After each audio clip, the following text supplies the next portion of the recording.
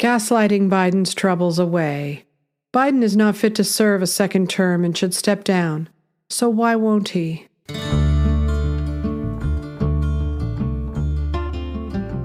Quote, I don't know what's going to happen. All I can say is this. The man we saw speaking from the White House tonight on February 8th, that man will not be re-elected president. Maybe Biden can become a new man. Maybe he's had an off week. Maybe they can adjust his meds. Maybe. But probably not, right? Probably not. John Poderhertz, commentary. They've been lying about Joe Biden's cognitive abilities since at least 2020.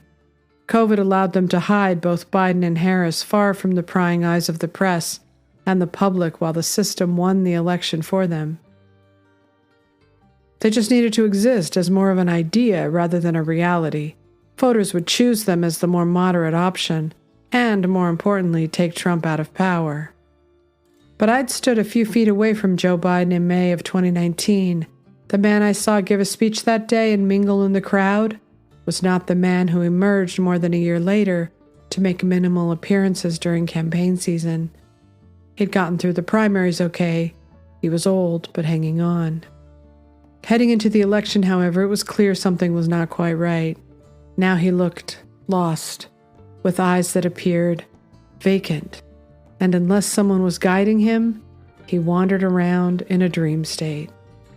I told my friends I was worried that Biden was in the early stages of dementia like my dad, who was consumed by it in 2018. They snapped back that Trump was a fascist, and it didn't matter how incapacitated Biden was. They'd still vote for him. What did they know, and when did they know it? Besides ushering in a fanatical cult, the real sign of trouble was the exit from Afghanistan in August of 2021. Word had it Biden had ignored his top brass and was arrogantly aiming for a 9/11 photo op. With bodies falling off airplanes, 13 American soldiers dead, there was no way even the most skilled operators in the media could spin a visibly botched job. Even if it was barely a news story, the public took notice, and no doubt world leaders did too. The X is Afghanistan. Its numbers have never recovered. For podcast listeners, a graphic, Biden job approval from Real Clear Politics. X marks the spot, August 2021. If they knew something was wrong with Biden in 2020, and they still pushed him through as president of the United States as part of their ongoing slow-moving coup to remove Trump, then that is the biggest scandal in presidential politics in our history. If no major reporters at the New York Times, the Washington Post, NPR, or PBS made the connection, or asked any questions about whether Biden's age had impacted his judgment after that disastrous military operation, then that too is a scandal. Nothing Biden has done in his presidency is as bad as Afghanistan, yet it just isn't talked about the way it would be if he were anyone else. Why are they protecting him? Why are they preserving him? Why are they treating him like a monarch who can't be replaced? Our exit from Afghanistan likely weakened our country's standing in the world, inadvertently leading to the war in Ukraine and maybe even the attack by Hamas on October 7th. But almost as bad has been how our government has gone to war on a former president and his supporters, showing the world that Biden is distracted with chaos at home, as Konstantin Kisin told Bill Maher. What happened in Afghanistan and other signaling from America under Biden made America weaker in the eyes of other people. Why do you think there's a crisis with China now? Why do you think there's a crisis with Ukraine? These are not accidents. People look at what's happening here and they go, the country's weak, the country's distracted, the country's divided. It's time for us to act.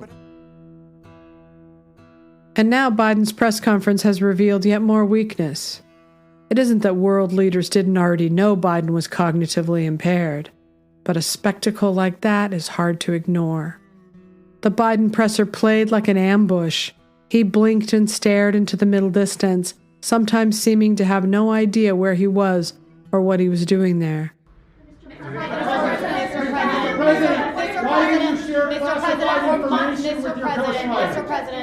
Mr. President, for months when you were asked about your age, you would respond with the words, "Watch me." Watch Many me. American people have been watching, and they have expressed concerns about your age. That is your judgment.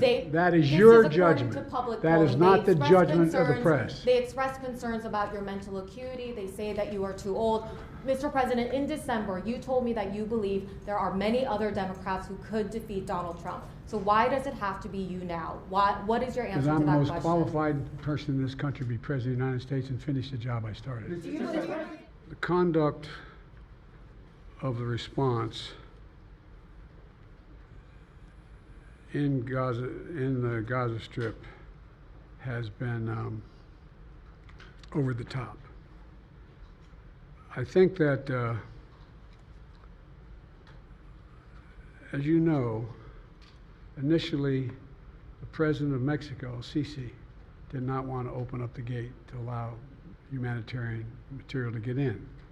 I talked to him. I convinced him to open the gate. I talked to Bibi to open the gate on the Israeli side. I've been pushing really hard to get humanitarian assistance.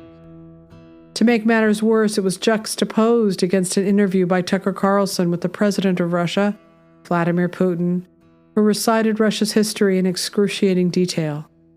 There is no way Biden's people would have allowed him to face the press that way, but again, it shows questionable judgment that should be a story.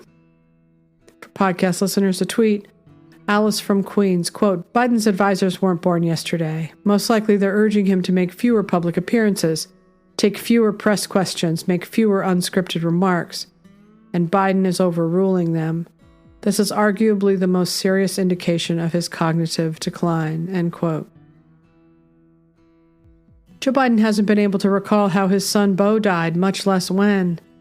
That seems like a fairly significant sign that something is seriously wrong. Captured key positions and broke through the German defense line at a pivotal point in the war.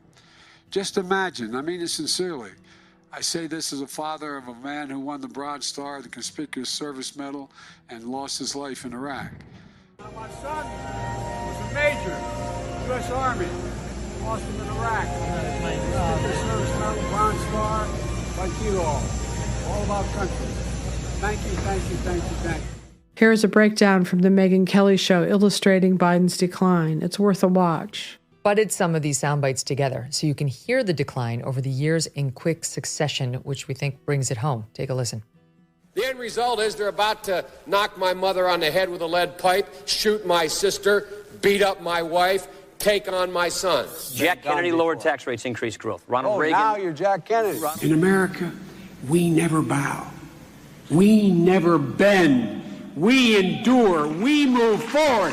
We are America, and we are second to none.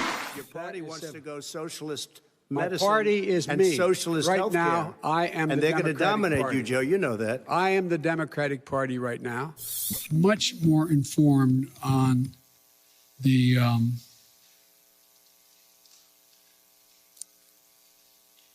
motives of some of the political players and some of the beer brewed here, it is used to make the brew beer in this refinery. Oh, Earth Rider, thanks for the Great Lakes. I wonder why it's saying. Don't mess with the women in America unless you want to get the benefit. Last April, the Easter Bunny had to escort Joe away from questions being asked. Pakistan should not, and Afghanistan should be people. Oh, the Easter Bunny, Mr. President. Biden kept getting into trouble for saying the wrong thing. We should all be asking how it hasn't been a bigger story until now. Why have they been gaslighting us and continuing to spin the narrative to favor Biden when it could lead to even more catastrophes worldwide? We're already on the brink of world war. How bad will it get? Nothing to see here. Move along, move along. The gaslighters were out in force as if on cue, attempting to wrestle the media narrative to the ground. Here is Kamala Harris throwing the prosecutor under the bus. What I saw of that report last night, I believe is, as a former prosecutor, the comments that were made by that prosecutor, gratuitous, inaccurate, and inappropriate. October 7th, Israel experienced a horrific attack, and I will tell you, we got the calls, the president and myself, in the hours after that occurred. It was an intense moment for the Commander-in-Chief of the United States of America, and I was in almost every meeting with the president in the hours and days that followed. And the president was in front of and on top of it all, asking questions. He was in front of it all, coordinating and directing leaders who are in charge of America's national security, not to mention our allies around the globe. For days, and up until now, months. So the way that the president's demeanor in that report was characterized could not be more wrong on the facts and clearly politically motivated, gratuitous.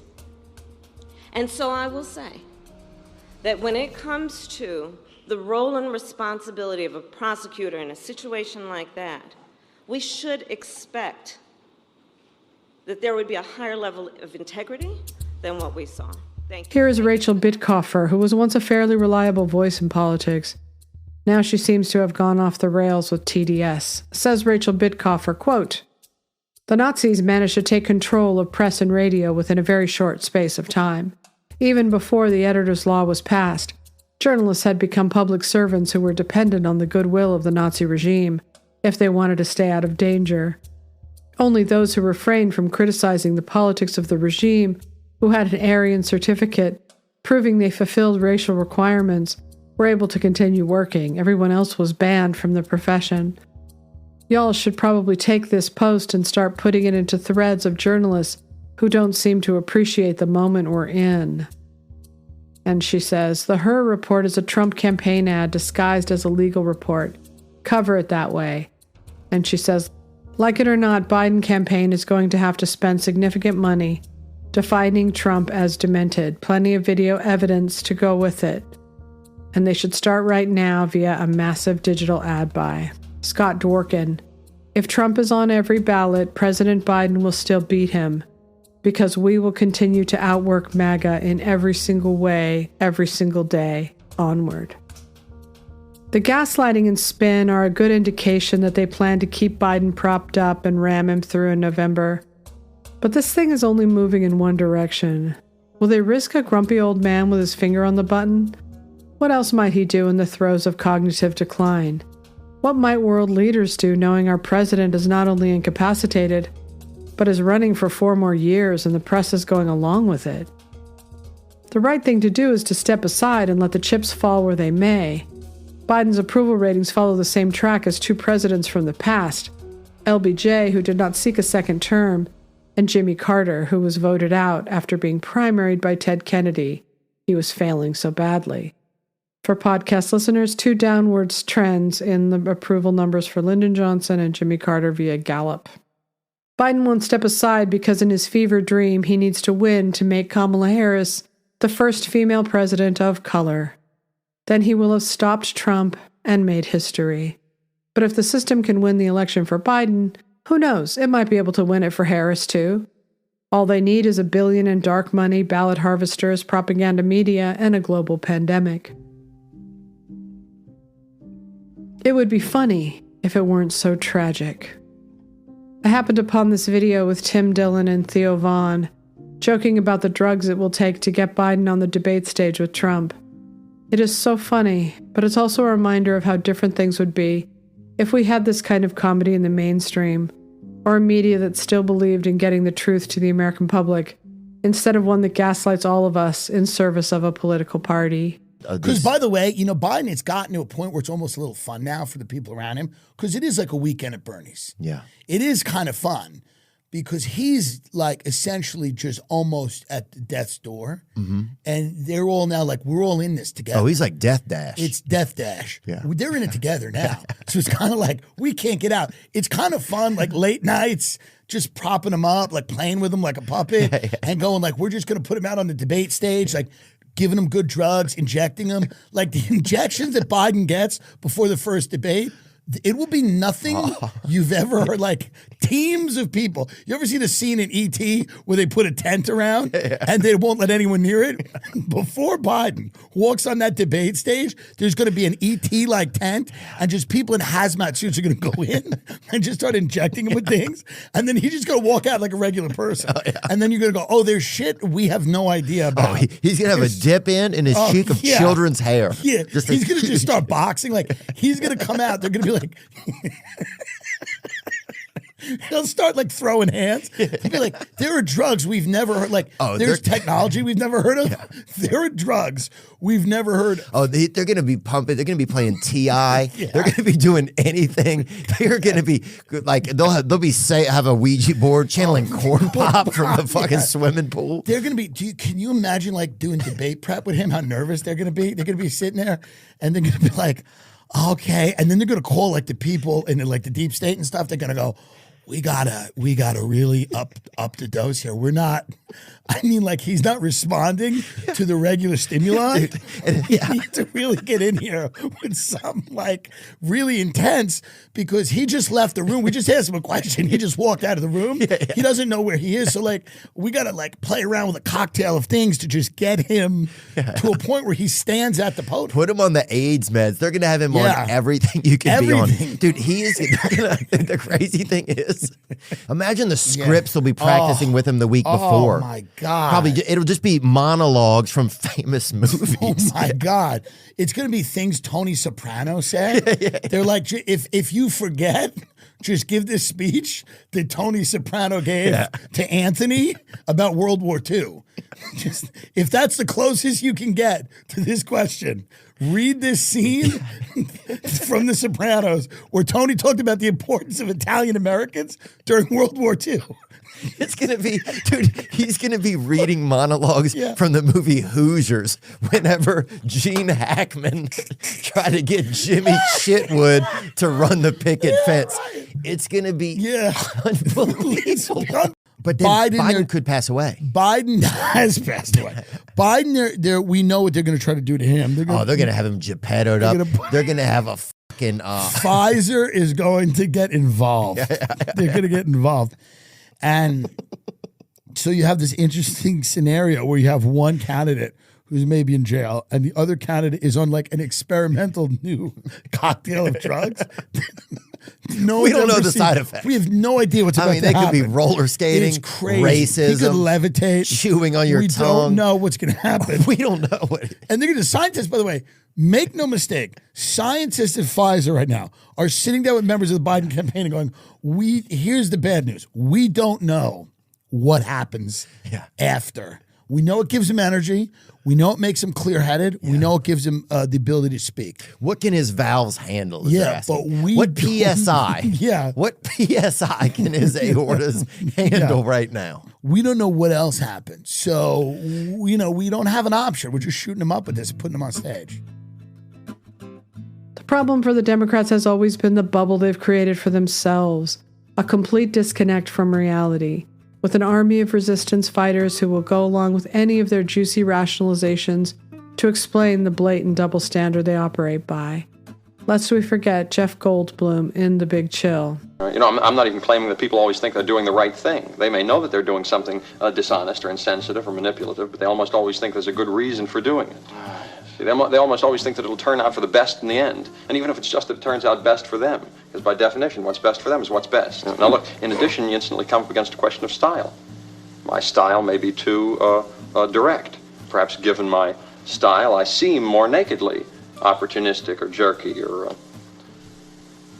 what was the other thing? Manipulative? Whatever. But really all that's happening is that I'm trying to get what I want. which is what everybody does. It's just that some of their styles are so warm or charming or sincere or otherwise phony, you don't realize they're just trying to get what they want. So you see, my transparent efforts are in a way much more honest and admirable. Why is it what you just said strikes me as a massive rationalization? Don't knock rationalization. Where would we be without it? I don't know anyone who could get through the day without 2 or 3 juicy rationalizations. They're more important than sex. Ah, come on, nothing's more important than sex. Oh yeah? Have you ever gone a week without a rationalization? They can violently protest, smash windows, burn buildings, and breach any capital of their choosing, and no one will say a word against them. When Trump supporters do it, they are dangerous insurrectionists. They can deny the results of the election, hold violent protests, and command all members of the resistance to refuse to accept Trump as a president. When Trump and MAGA do it, they are election deniers. They have impeached Trump twice and indicted him 4 times, yet both Joe Biden and Hillary Clinton have no charges against them for classified documents. Do they think the American people can't see their hypocrisy? How long can they keep those balls spinning? How long can they control Biden as he slips deeper into cognitive decline and demands more freedom to say and do whatever he pleases? Are they sure they have this all under control? All I know is that these are extraordinary times. Pay attention, because people will be asking you what it was like to live through them in about 20 years. Thank you for listening to my podcast, sashastone.substack.com. And remember, to thine own self be true.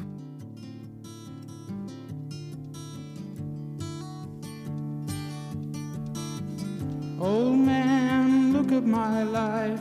I'm a lot like you were. Old man, look at my life.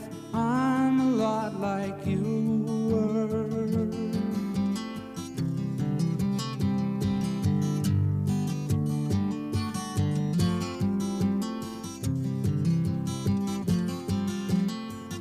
Old man, look at my life. 24 and there's so much more. Live alone in a paradise that makes me think of 2. Love lost such a cost. Give me things that don't get lost, like a coin that won't get tossed, rolling home to you.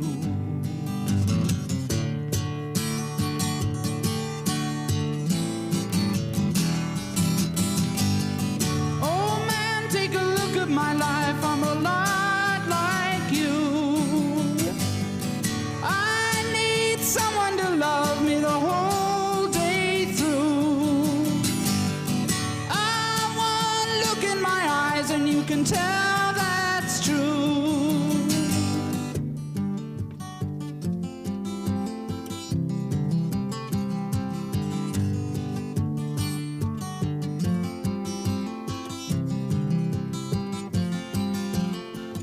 Lullabies, look in your eyes, run around the same old town.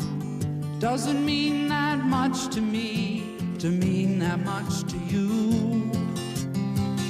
I've been first and last, look at how the time goes past, but I'm all alone at last, rolling home to you.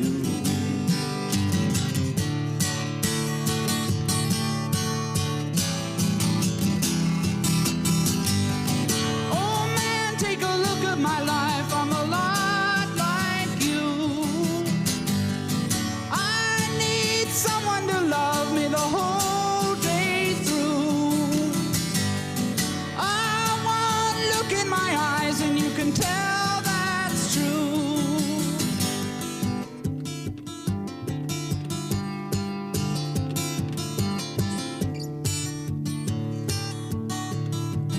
Oh man, look at my life, I'm a lot like you were.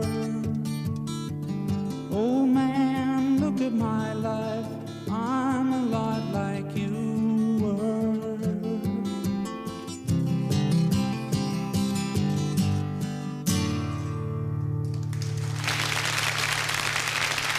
Thank you.